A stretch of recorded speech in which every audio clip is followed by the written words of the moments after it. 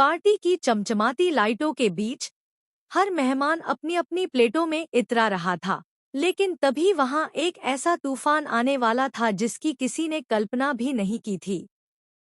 शुरुआत होती है मानसी के गुस्से से, जो अचानक चीख कर कहती है, ये खाना तो मैंने ऑर्डर ही नहीं किया था। मैंने तो इंडिया में ही बैठकर कॉन्टिनेंटल फूड मंगवाया था और तुम लोगों ने मेरी पार्टी खराब कर दी है। उसकी आवाज में इतना अहंकार और अपमान भरा था कि पूरा माहौल तामसिक हो गया। वह अनु और उसके माता पिता को सबके सामने डांटने लगती है, मानो उसकी नजरों में वे इंसान नहीं, बस गलती करने वाले नौकर हों। वह ताने मारती है, धमकाती है और आखिर कह ही देती है, तुम लोग मुझसे माफी मांगोगे, बोलो सॉरी।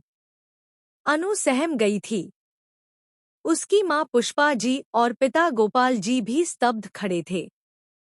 तभी वहां आर्य आता है और मानसी के चिल्लाने के बीच शांत आवाज में कहता है, अनु सॉरी बोल दो।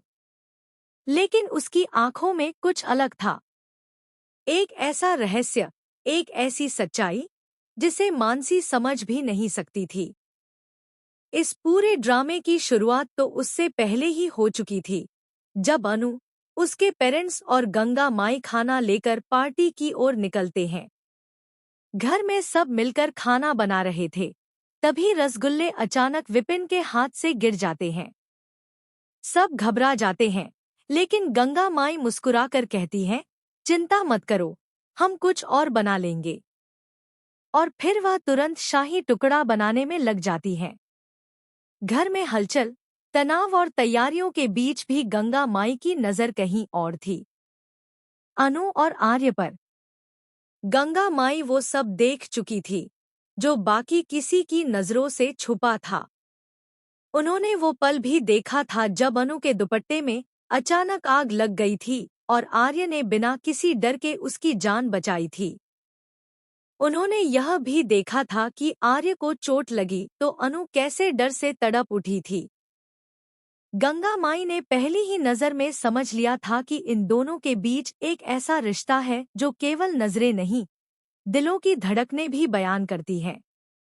उन्हें सब पता चल चुका था, इसलिए उन्होंने अकेले में अनु को रोका और धीरे से पूछा, तुम दोनों के बारे में किस किस को पता है? अनु झटक कर बोली, किसी को नहीं। और हाँ, किसी को पता भी नहीं चलना चाहिए। गंगा माई मुस्कुराई और बोली, सही समय आने पर बताना। अभी नहीं। लेकिन तभी अनु की माँ पुष्पा जी पी